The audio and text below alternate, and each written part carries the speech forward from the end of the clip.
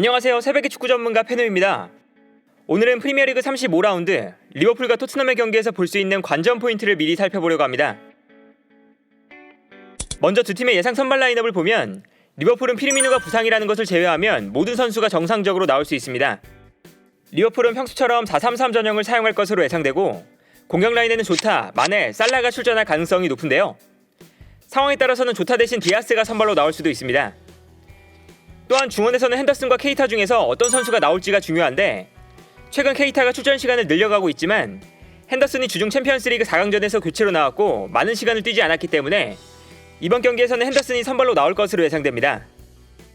그리고 수비 라인에서는 코나테와 마티프 중에서 한 선수가 선발로 나오게 될 텐데 현재 리버풀은 챔피언스리그는 코나테, 리그는 마티프를 선발로 기용하면서 출전 시간을 분배하고 있는 만큼 이번 경기는 마티프가 선발로 나올 가능성이 높습니다. 다만 리버풀의 오른쪽 수비 라인은 스피드가 빠른 손흥민을 막아내야 하는 만큼 스피드를 생각한다면 클롭 감독은 마티프보다 빠른 코나테를 선발로 기용하는 것도 고민해볼 수 있는데요.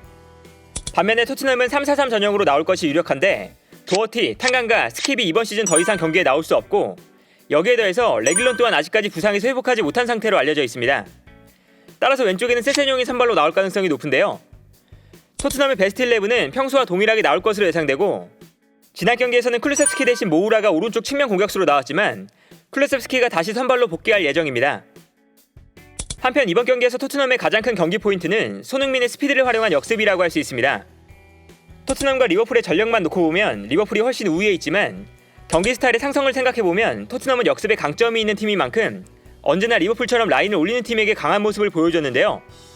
번리나 브라이튼, 울버햄튼처럼 이번 시즌 토트넘을 상대로 수비적인 경기를 펼쳤던 팀들에게는 토트넘이 전력이 앞선 상황에서도 패배하는 경기가 나왔는데 반면에 라인을 높게 올리는 맨시티를 상대로는 전력상 열세에 있었지만 리그에서 두 경기 모두 승리를 가져오는 이변을 만들어내기도 했습니다. 12월에 있었던 리버풀과의 경기에서도 대부분 리버풀의 승리를 예상했지만 토트넘의 역습이 효과적으로 이루어지면서 리버풀에게 2대2 무승부를 기록했는데요. 특히 토트넘은 이번 경기에서 아놀드가 있는 리버풀의 오른쪽 측면을 집중적으로 공략할 가능성이 높습니다. 리버풀이 수비 라인을 올렸을 때 로버트슨, 반다이크, 마티프, 아놀드로 이어지는 수비적인 안정감이 워낙에 뛰어나기 때문에 리버풀을 상대하는 팀들은 리버풀의 수비 뒷공간을 공략하는 데 큰 어려움을 겪는데요. 이때 리버풀의 수비 라인을 가장 흔들어 놓을 수 있는 위치는 그나마 아놀드가 있는 오른쪽이라고 할 수 있습니다. 최근 리버풀과 경기했던 맨시티와 에버튼을 살펴봐도 맨시티는 포든, 에버튼은 고든을 활용해서 아놀드의 수비 뒷공간을 공략하는 모습을 보여줬는데요. 실제로 두 팀 모두 아놀드의 수비 뒷공간을 공략하기 위해서 왼쪽 라인의 공격 비중이 높았고 에버튼 같은 경우는 무려 공격의 69%가 왼쪽으로 쏠려 있었습니다. 리버풀을 상대하는 팀들이 아놀드를 공략하는 이유는 아놀드의 수비력이 절대로 나쁜 편이 아니지만 아놀드가 리버풀의 빌드업 상황에서 담당하는 역할이 너무나 많기 때문에 수비적으로 문제가 생길 가능성이 가장 높기 때문인데요. 아놀드는 기본적으로 이번 시즌 리버풀에서 90분당 가장 많은 키패스를 기록하고 있는 선수고 페널티 에어리어 안으로 가장 많은 패스를 보내주고 있습니다. 그만큼 아놀드는 리버풀의 공격을 주도하고 있는 선수인데요. 리버풀의 경기를 봐도 아놀드는 리버풀이 공격을 전개할 때 중앙으로 들어와서 플레이할 때가 많고 아놀드가 중원에서 리버풀의 공격을 주도할 때가 많습니다. 아놀드의 이번 시즌 히트맵을 봐도 아놀드가 중앙으로 많이 들어와서 플레이한다는 것을 알 수 있는데요. 여기서 문제는 아놀드가 중앙으로 들어와서 공격의 중심이 되는 만큼 수비할 때 측면으로 돌아가는 데 많은 시간이 걸린다는 것입니다. 물론 후방에 있는 마티프가 측면 공간을 잘 커버해주고 있지만 리버풀의 오른쪽 측면 공간이 수비적으로 가장 약한 부분이 될 수밖에 없는 것인데요. 따라서 토트넘은 리버풀을 만날 때 손흥민을 활용해서 리버풀의 오른쪽 측면을 노릴 가능성이 큽니다. 12월에 있었던 토트넘과 리버풀의 경기에서도 손흥민이 아놀드의 수비 뒷공간을 노리는 장면이 많았는데요.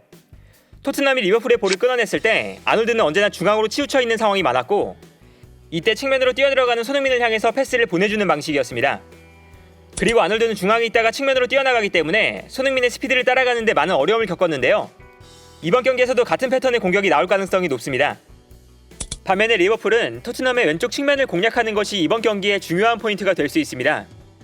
토트넘은 에메르송이 있는 오른쪽 라인이 수비적인 약점으로 지적될 때가 많은데 최근에는 로메로가 에메르송이 뒤에서 수비적으로 좋은 활약을 펼쳐주면서 에메르송의 불안한 수비를 보완하고 있고 오히려 반대편에 있는 벤 데이비스와 세세뇽 쪽에서 불안한 장면이 나올 때가 많은데요.